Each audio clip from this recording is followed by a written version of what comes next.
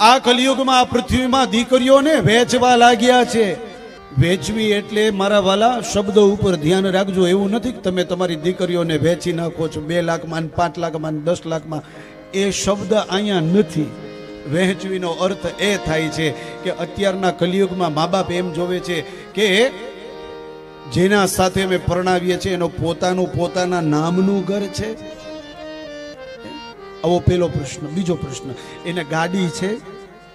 બીજું, એના પરિવારમાં બીજું કોણ છે? બહુ મોટું પરિવાર તો નથી ને, નકર અમારી દીકરી દુખી થઈ જશે, રસોઈ બનાવીને થાકી જશે.